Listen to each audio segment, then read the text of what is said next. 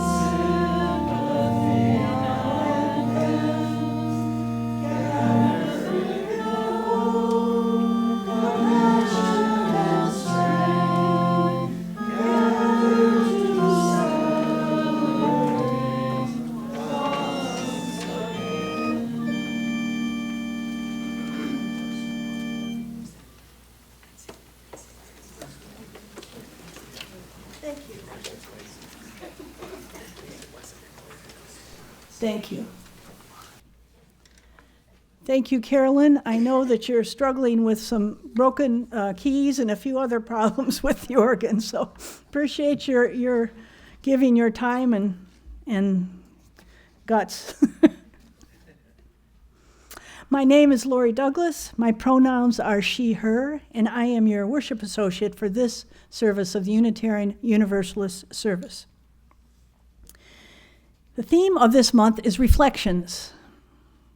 The Oxford Dictionary describes reflections as the throwing back of a body or surface of light, heat, or sound without absorbing it, such as a mirror throwing an image back at us. A second definition for reflection is the act of thinking carefully and deeply about something. This is the definition that we will use today. I hope that during this month, each of you will take the time to share and to listen to a reflection with another here. Maybe even somebody you don't know very well. If you're listening, perhaps after the service, after the potluck is setting up, it would be a good time to try that out. If you're listening on YouTube, you may give someone of the congregation a call. This is another way that we find community and reach out. Each week we gather together by sending an invitation, even as we're scattered in many places, virtual or live. Whatever your faith or the country of your heritage, you are welcome here. Whoever you are, whomever you love, you are welcome here. And whether you entered on little feet or walked in briskly or ambled or rolled in, you are welcome here. Whether you're relatively new to this community or you've been an active member for decades, I see several of you there too, you are welcome here. We're glad you chose this congregation today as your place of worship. I'd like to mention a few items that will keep us running smoothly today. And some of you have heard this before, but I'm going to, for the benefit of others, we're being broadcast live on YouTube, so we're using first names and last initial for privacy concerns. That is when we remember to do that. This is a good time to put your phones in meditation mode. We do have a hearing assistance device available in the back with the tech team if you need that. And for those of us virtually, perhaps watching in your furry slippers, you may wish to have a chalice or candle available for our chalice ritual. Finally, I'm thankful for all of the dedicated people who made the service and community possible. I want to start right now with Joseph, who's probably still in the parking lot trying to oh, there, good, you made it in. We were worried about you with that raccoon out there. Thank you, Joseph, for being brave. What would we do without Anna and Sandy in the office? Without the cast of volunteers who are decorating, cleaning, greeting, kitchen folks and goodie providers, sweepers in and out, our tech whizzers, and our organist, Carolyn. We are so grateful. Thank you. If you'd like to be part of these efforts, please contact me after the service, and I will hook you up with somebody who could get you where you would like to go to help. If this is your first time here, or your second time, or you're returning from some time away, please stand or wave in body or spirit and state your first name and where you are from so that we can welcome you. Tom is going to come around with the mic so people can hear.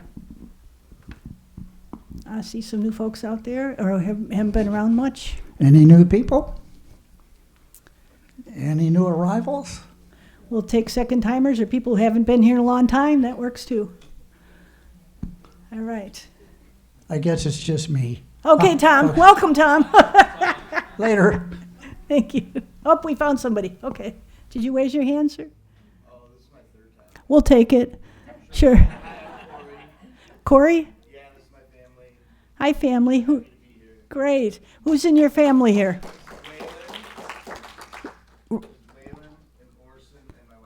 Waylon, Orsa, and Jessica. Welcome again. Thank you so much for being here. It takes us a while to get new names in our heads, and so, for some of us, older names too. All right. If you haven't already, please take the opportunity to check in with some people that you haven't met yet, and we'll get to know everybody better. If you're new at home, you can wave to us too. And if you'd like to learn more about our fellowship, please contact Anna or Sandy in the office at UUFCC.org. Thank you. We'll now have a prelude by Carolyn.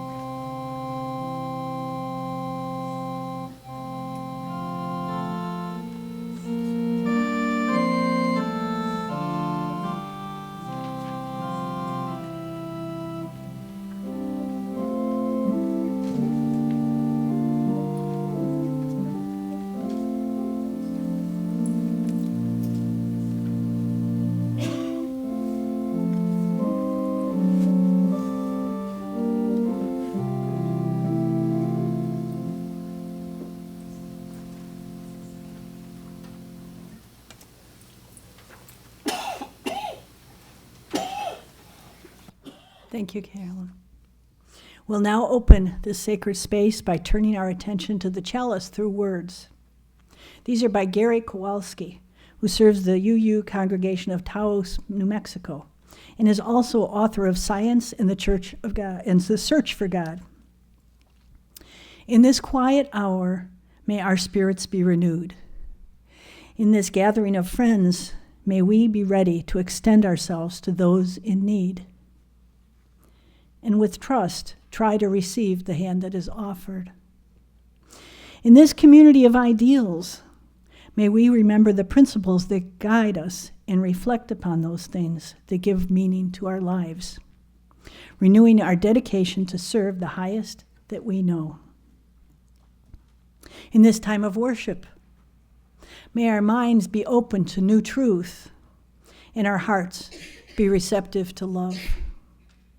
We give thanks for this life we are blessed to share. Now, while Mary Lou is lighting our chalice here in the sanctuary, and those of you at home light your chalices, please join me in reciting our affirmation. Love is the spirit of this fellowship, and service is its law.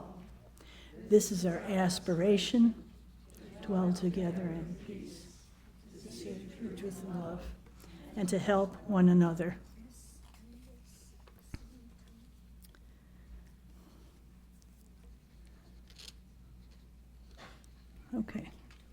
Okay, we have a faulty what you call here.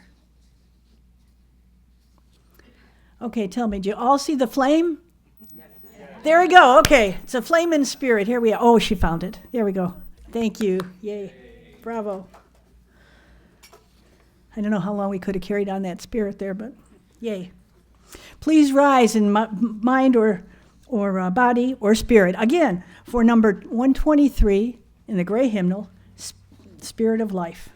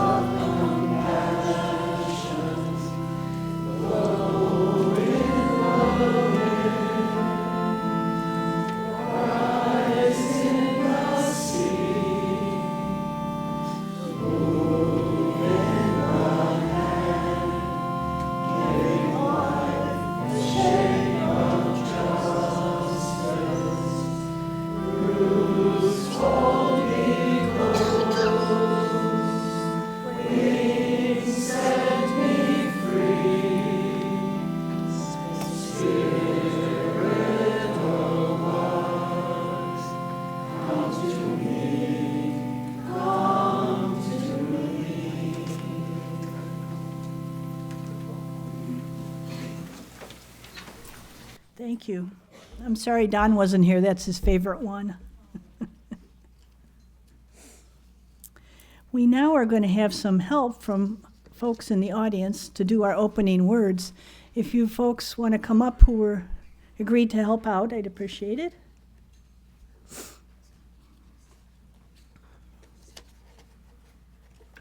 2, 3, 4. Let's see. Okay.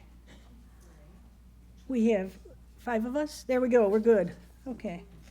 Lee and Lori and Mary Beth and Josh and Lynn have agreed to help us with this today. So we're going to ask, as it's your turn to come up to the mic. Oh, 2 twos. Well, one of you, Lee, you're a 1. Okay. You're a 1.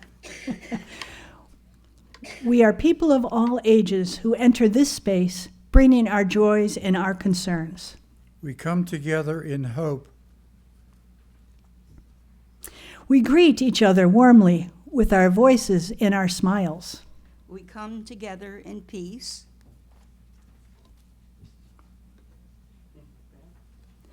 We light the chalice to symbolize our interdependence and our unity. We come together in harmony. We share our growths and our aspirations. We come together in wonder. We share our losses and our disappointments. We come together in sorrow.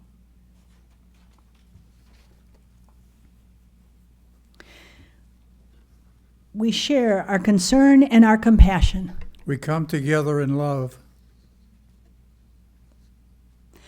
We come to this place bringing our doubts and our faith. We come together as seekers.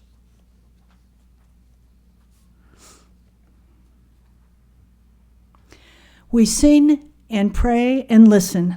We speak and read and dream.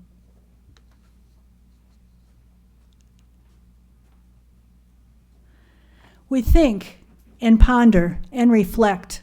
We cry and laugh and censor.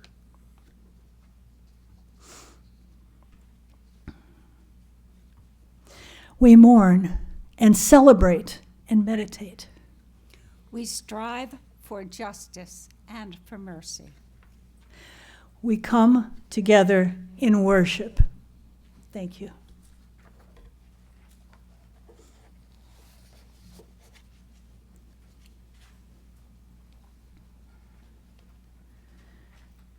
We have a long tradition at UUFCC of sharing our joys, our sorrows, and life milestones by entering them into the red book, into the book of life, which is red.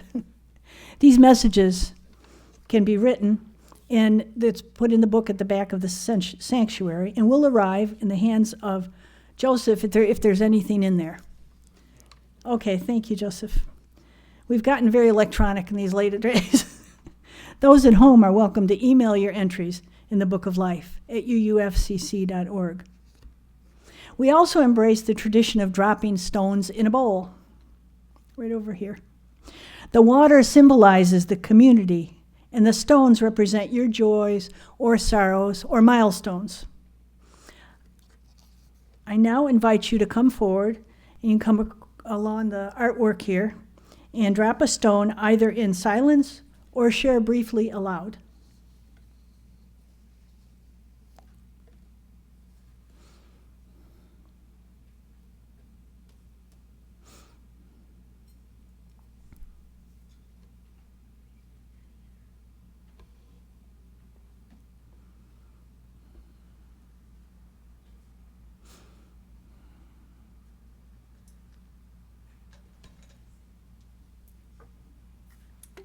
Good morning, I'm Jackie. I'm dropping 2 stones in, one for each and every one of us that are grieving, and the second stone is for all the immigrants who are going through hell.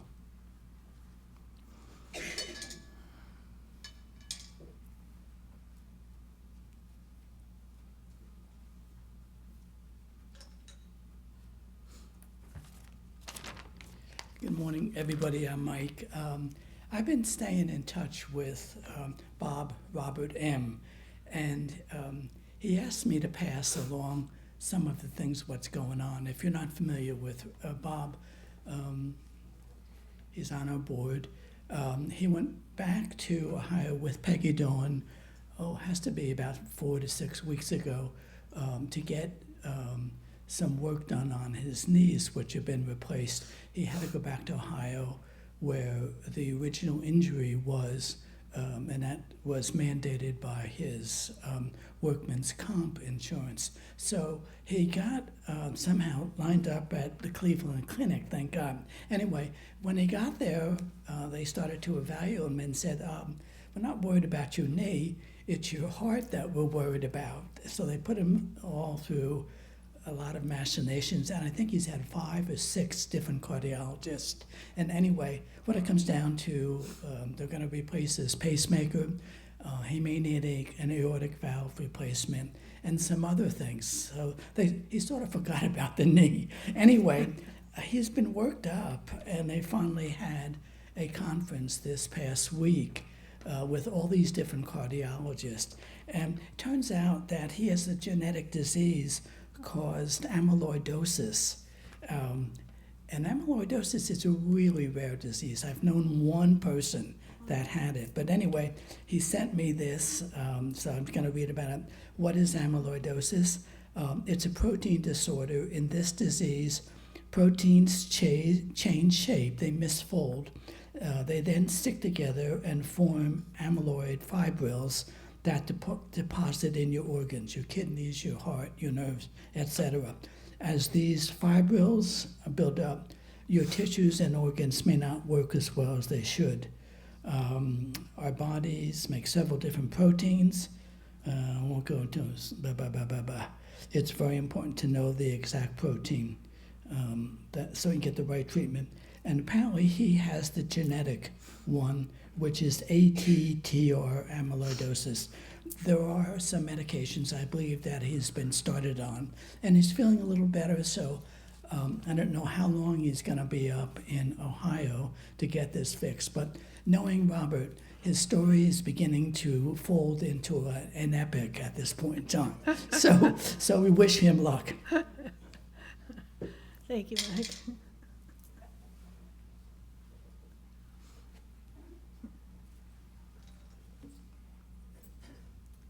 So I was sitting at my local coffee shop, although I'm a tea drinker, so for me it's a tea shop, and I met a person. We were chatting, etc. And what I found out is she was being terrorized by a stalker at her community.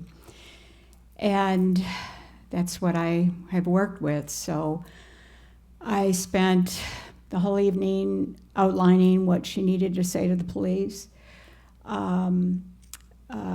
Horrible panic, wasn't sleeping, wasn't eating.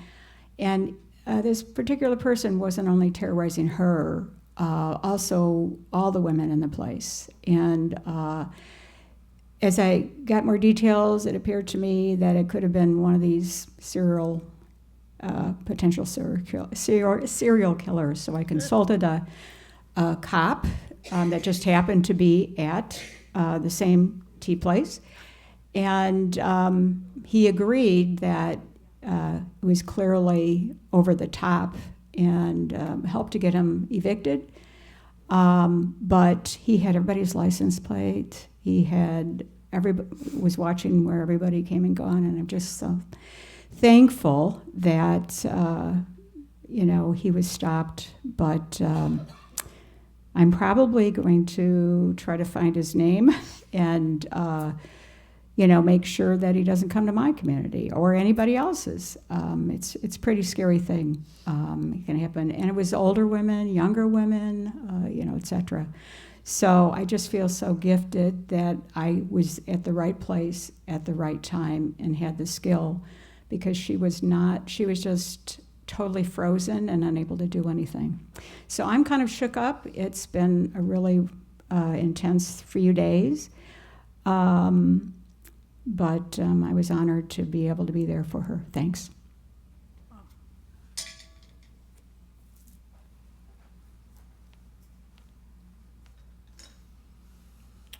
I'm both sad and happy this morning. I'm sad because our internet had decided that it does not want to work properly this morning. So the people online are probably getting kind of kind of thing. So if anybody says anything, that's why. We are recording it locally and we'll be re-uploading it later, so I'm sad. But just wanted to tell everybody online. And I'm happy because my mother got to get a new car yesterday. She kind of downgraded though. She went from a Lexus to a Toyota. Same brand, but you know how it is. But I'm still happy for her nonetheless.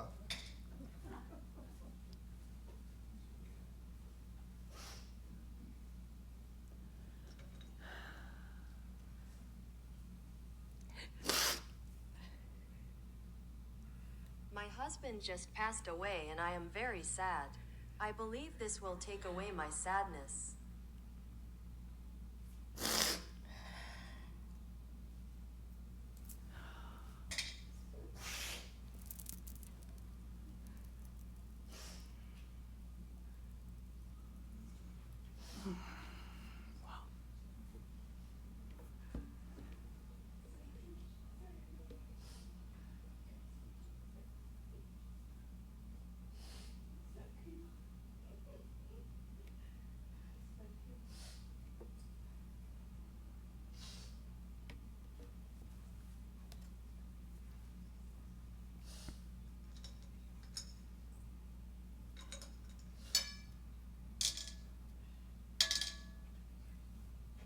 We'll put a couple of stones in. A lot of you already know that my wife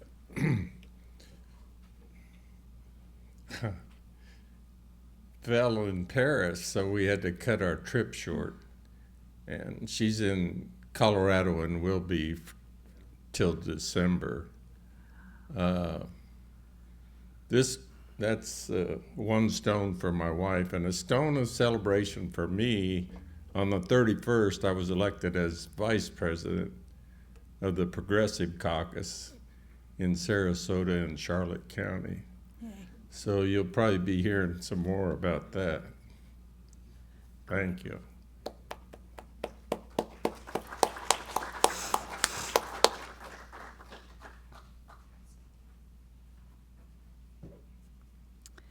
Finally, the last stone that Rev Ann is putting in represents the unspoken joys and sorrows in our hearts.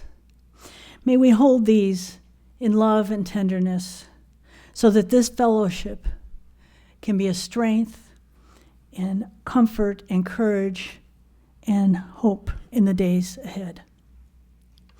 Let us take a few moments of silent reflection, followed by meditative music with Carolyn.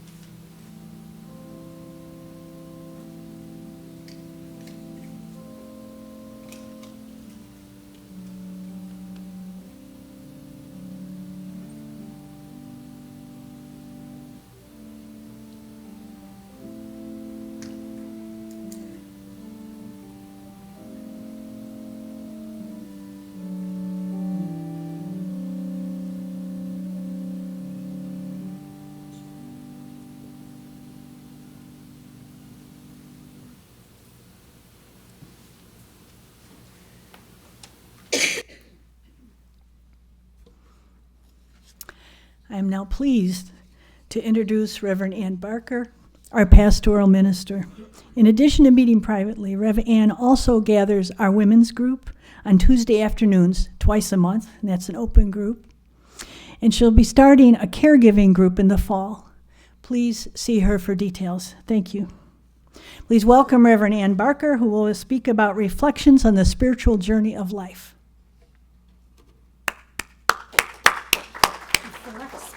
Yes, just in case.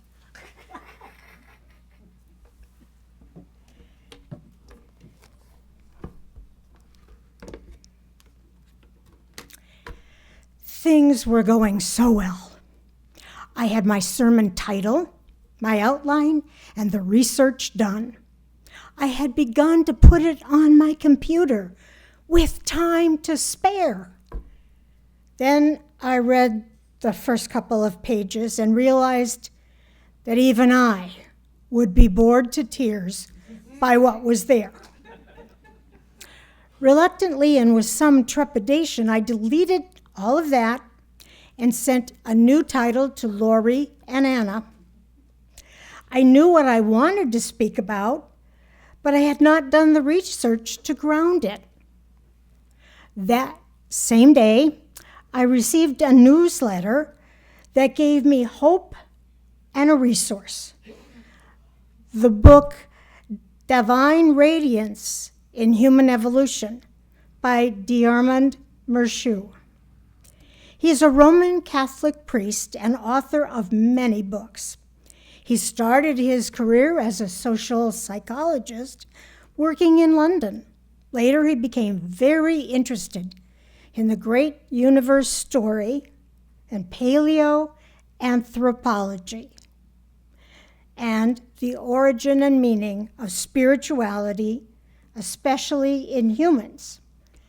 Mershu would certainly be open to the idea that other species are spiritual. He begins with some startling ideas that shake the foundations not only of Christian theology, but also other religious ideas and even contemporary humanism. He states, we must return to the animalistic body, to the cosmic and earthly context out of which humans evolved in the first place.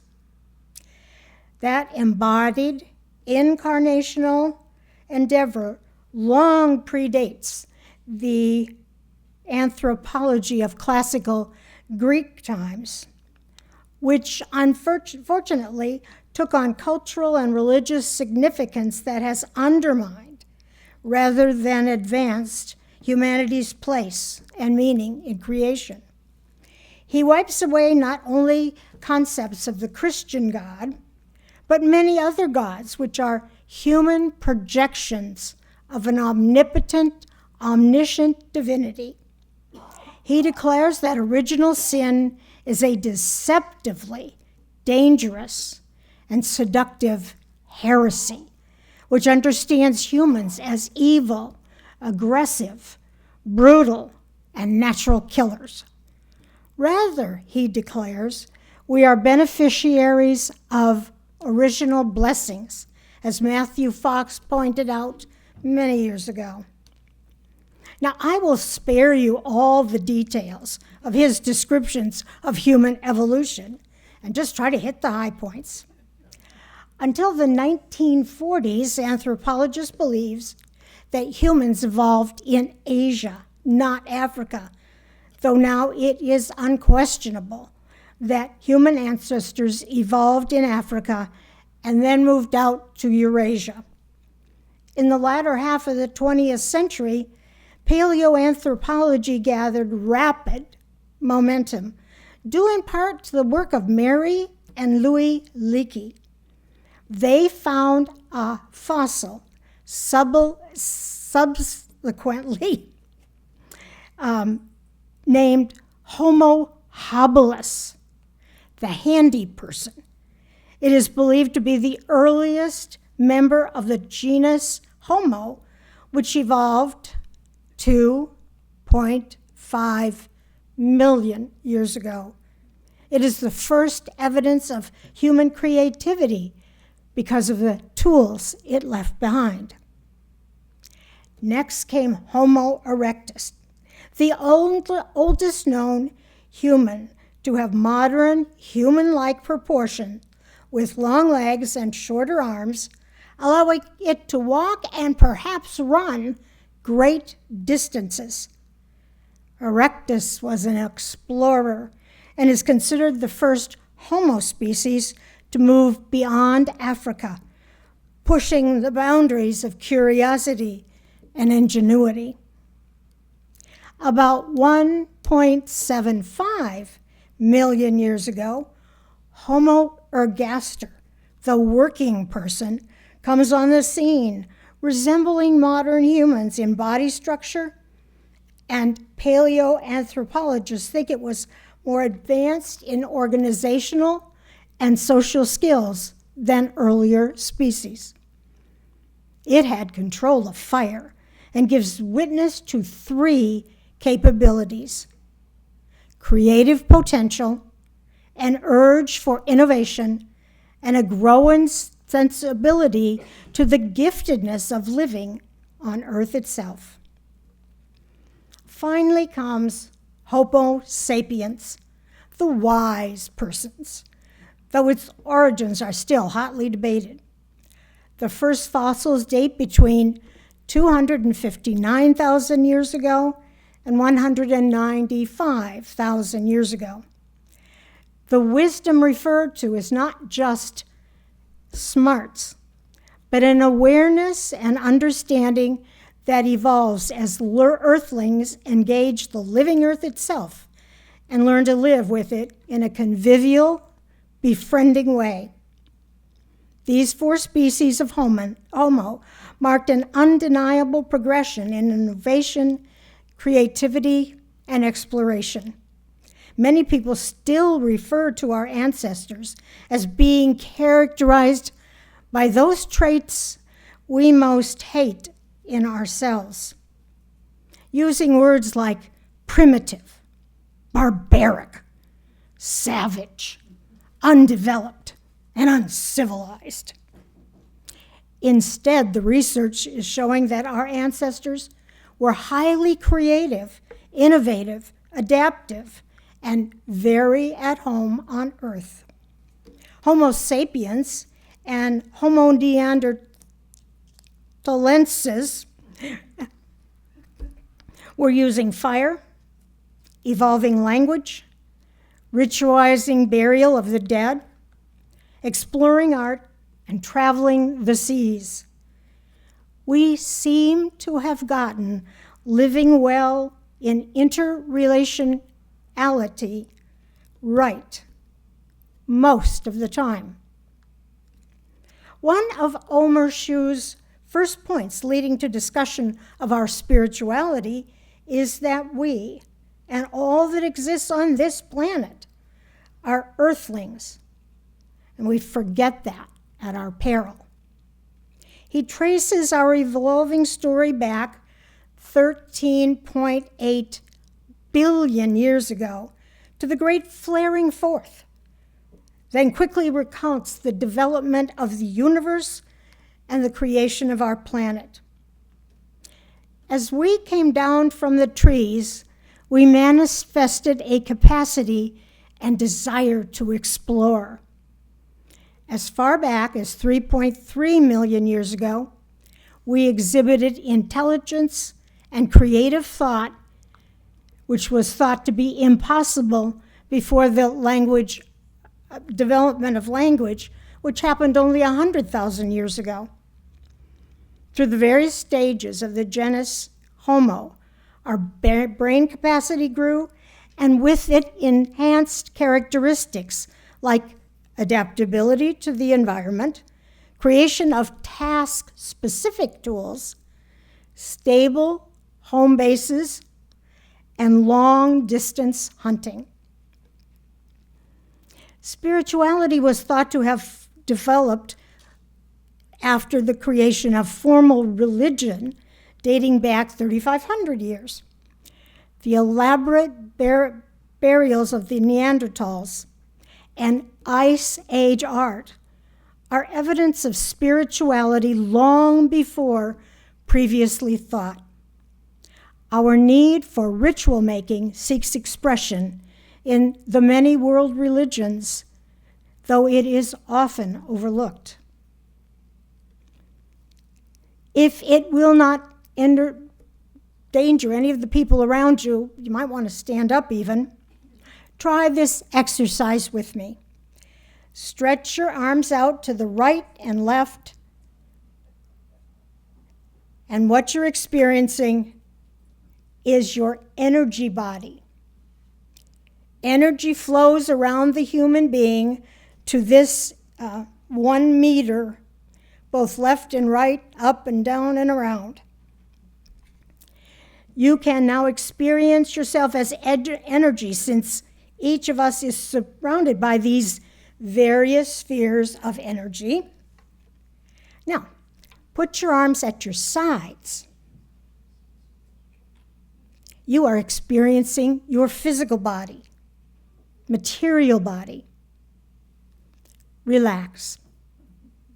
Both bodies are real, but the more real is the energy body. At the end of your earthly life, the physical body will cease to operate and begin to decay. But your energy body will reconnect with other energy and continue indefinitely. So, as human earthlings, we have much in common with all living things on this planet, and in many ways we are unique. We are interconnected with all of Earth.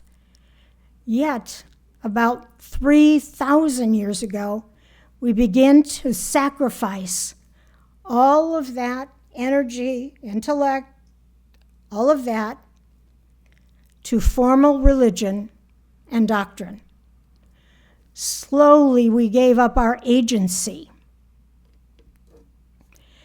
and we turned over our spiritual lives to religious specialists and the written texts of our various traditions.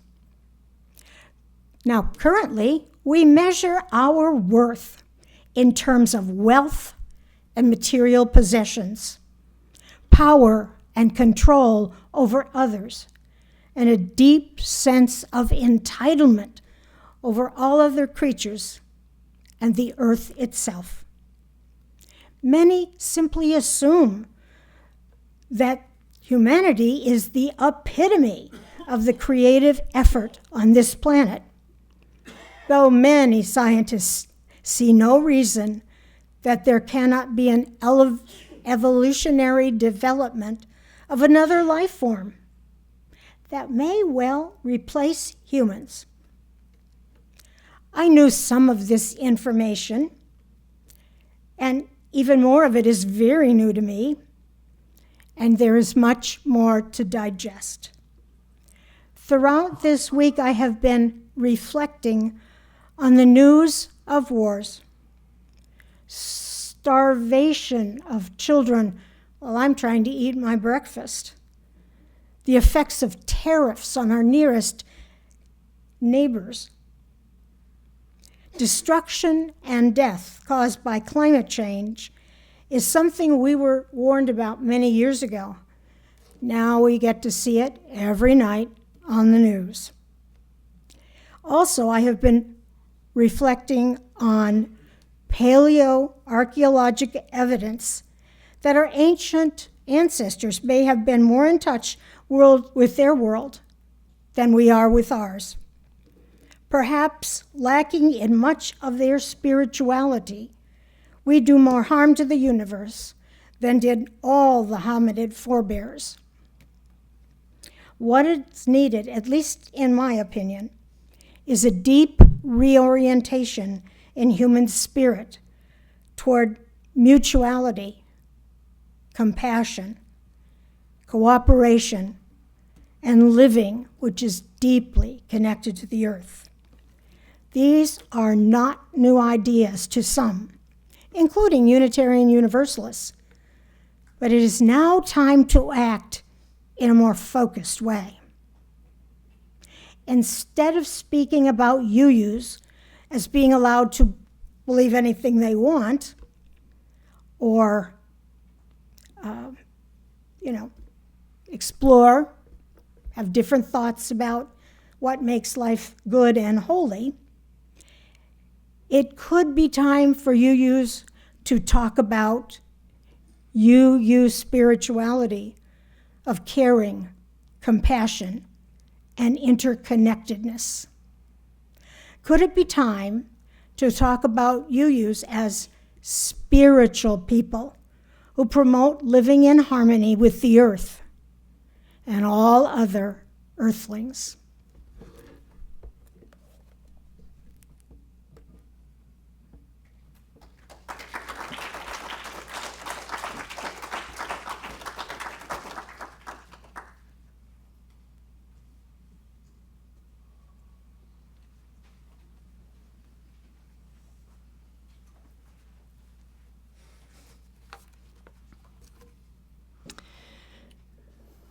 Where are you? Oh, you're over here. Thank you, Reverend Ann. I'm looking for over here. Silly me. Wow. That was really good. Thank you. A lot to think about. I feel like we've come so far and we've gone so backwards, and we come far and we go backwards again. And wow. Yeah, it was good. Thank you.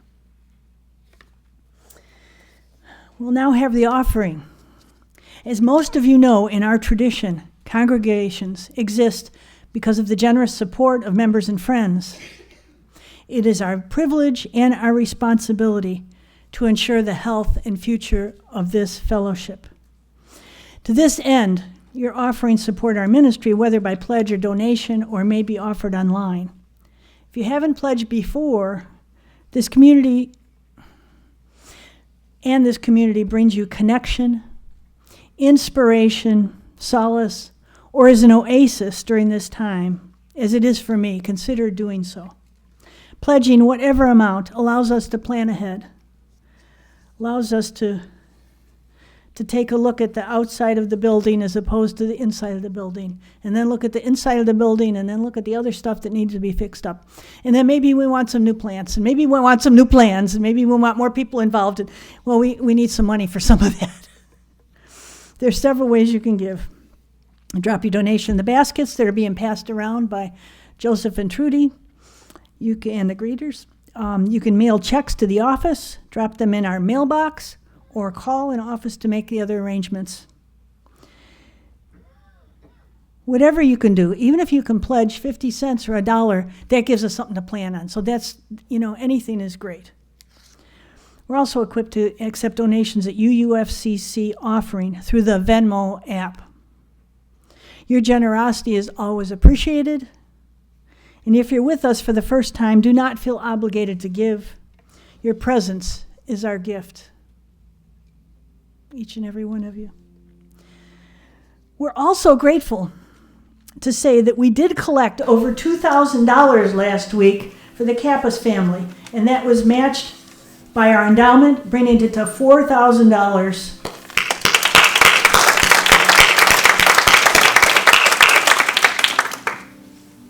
Half of that $4,000 will be saved for the family's future needs. Now, please enjoy the music by Carolyn during our offering. Thank you.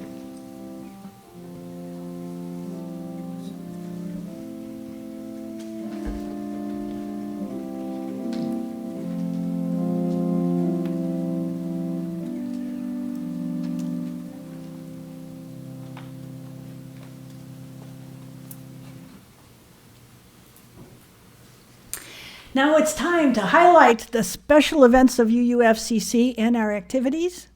Please remember to check your weekly updates, which Anna and Sandy work on so hard to get the exciting things that are happening to us and the information that's important locally and on a larger basis through the UU Association and elsewhere. If you aren't getting the updates, please make sure you fill out that form in the front and give it to Anna or Sandy here, or put it under the door there, and they'll get it and put you on the list there. What else? We also have a wonderful website. If you haven't been there, it's worth checking out. There's all kinds of cool stuff in there, more than I can digest in a day, I'll tell you. So it's fun to go back, and they update it regularly, so that's really cool. In addition, if you want your fellowship events highlighted online, and you can email us to bookoflife@uufcc.org. Today I have the following announcements, and we have two gentlemen that are going to share some things with us, Ted and Pat. And while they're coming up, and talk about the UU hats and t-shirts that are still available in the back. And please greet our new kitchen helper, if you haven't already, Aheen, who will be with us after the service and to set up on Sundays.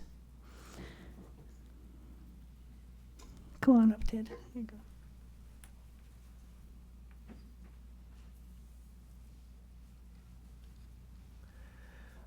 Good morning. As you've heard, the theme for this month has to do with these explorations, the reflections, the spiritual journeys of our lives.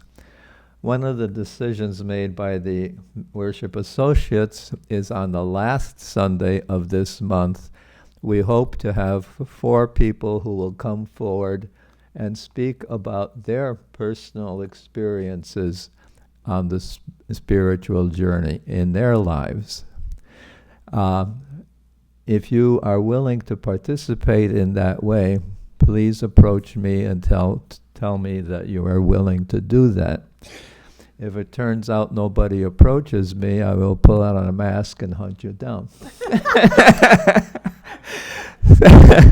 So anyway, one way or another, we're going to have something on the last Sunday of the month about our individual spiritual journeys, and I'm sure it will be very important and interesting to hear, as we just heard from what happened in the last month. So I'm sure we will hear something special. Thank you. Thank you, Ted. Good morning, I'm Patrick. I wanted to invite everyone here next Sunday at 5 o'clock.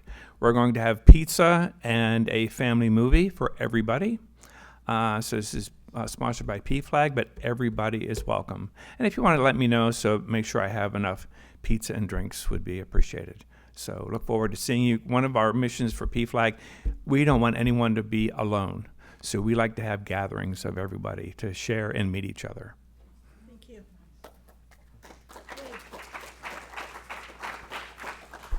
That's wonderful. Well, it's that time of year again. Yes, it's hurricane season. It is time to check in with your geographic group. If you don't know what this is, these are small groups that were established for UU buddies that live close by to connect. The groups are set up by zip codes. If you do not have a group yet, send us, specifically me, I'll give you my email. Send us your contact info, including your address, by email, and give them to me, or send them to Laura A. in Utah, or Mike. Mike is back. There's Mike. Mike, can you hold up here? Yeah. Please give us your addresses, your phone numbers, your contact information, and we'll have you in a group because we arrange them by zip code. Groups will be asked to choose a main contact who will be your connection point with the office and your group. Because we'd like to, when there's emergencies or stuff like that, it's important that the office knows what's going on, because people call in and say, what's happening, where have you seen so-and-so, and that kind of stuff. So we want to do our best to connect and stay connected. Now, it's also time, oh, by the way, these groups are not just for emergencies, they're for fun too. Some of the groups like to do it for social things, just to get together and get to know each other better. So that's cool too. It's also time to start thinking about back to school. And people from up north coming back, and they'll be returning in person to our community. So that's exciting. So coming into September, we're going to start up our family game night again, and we could use a few helpers, and we're going to be starting choir practice again in September. No audition is needed. So I'm in there, and it's other people are. You don't have to have a magnificent voice or think you have a significant voice, but we're looking forward to our wonderful director coming back and having choir practice. Yay. Both start up in September, so watch for further announcements. Now, do you have an announcement, John? You were going to give your email? Yes, I will. ladouglas11@gmail.com. If you didn't catch it, come see me. Thank you. Okay, any other announcements? All right. Our closing words today are by Reverend Chris Rothbauer. Goes by they and them. Reverend Chris is a Unitarian Universalist minister, senior minister at UU Church in Texas. In addition to their work in parish and community ministry, they have served on the Steering Committee of Trust and the UU Board of Trustees of the UU Mental Health Network. Reverend Chris is an intentional, interspiritual boundary crosser, he calls himself, as a practicing Druid, Jesus follower, and Zen student. They live in the Dallas-Fort Worth area with their partner, Calvin, and their beloved companion animals. Reverend Chris's words: may our lives be reflections of the beauty, peace, and joy that is in the world. And may the love we find in this place sustain us as we go our separate ways. Please join me as we extinguish the chalice with the words in your order of service. You got that? We extinguish this chalice, but not the light of hope, the fire of commitment, or the warmth of community. May those ideals warm our hearts until we are gathered again, now in peace. Please join us in hymn number 131 in the gray hymnal, Love Will Guide Us. And I want to invite you all to our first Sunday of the month potluck in the social hall. Whether you brought food or not, come and eat. We'll share. Thank you.